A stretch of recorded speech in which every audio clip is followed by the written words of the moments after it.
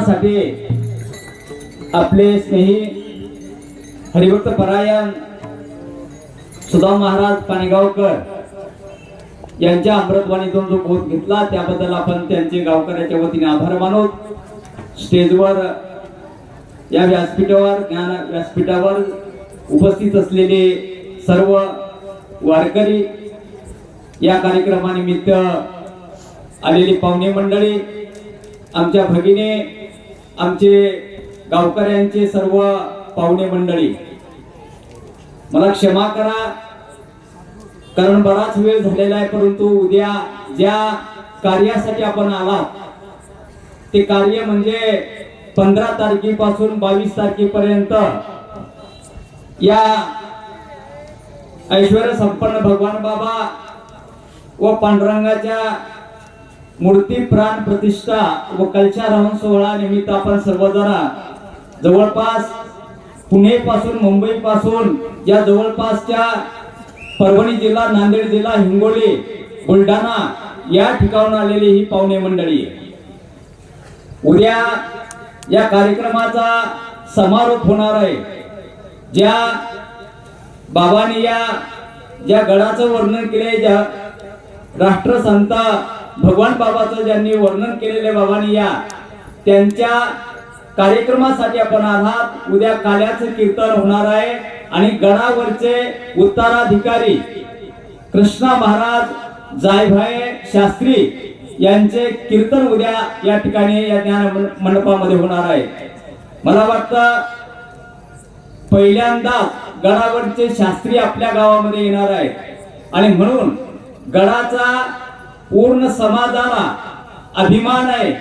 वंजारी समाजालाच नव्हे तर सर्वच समाजाच्या साठी कार्य बाबांनी केलेलं आहे। या ठिकाणी आपल्या आजच्या महंतांनी या ठिकाणी सांगितलेलं आहे आणि म्हणून गावातील सर्व बांधवांना, महिलांना विनंती आहे, सर्व समाजाच्या महिलांना, पुरुषांना विनंती आहे की उद्या सर्वांनी कीर्तनासाठी यायचं, परंतु 9 वाजता आपल्या अमरेश्वर नगरीच्या बस स्टँडवर बाबांचं आगमन होणार आहे आणि त्यांच्या स्वागताच्या तयारीसाठी सर्वांनी सज्ज राहायचं।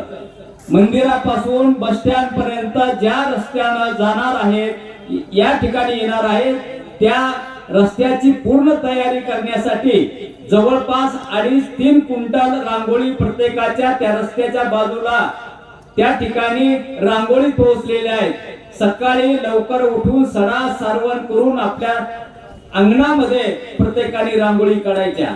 ज्यांना शक्य असेल त्यांनी तोरणं बांधायची, ज्यांना शक्य असेल त्यांनी गुढ्या उभ्या करायच्या।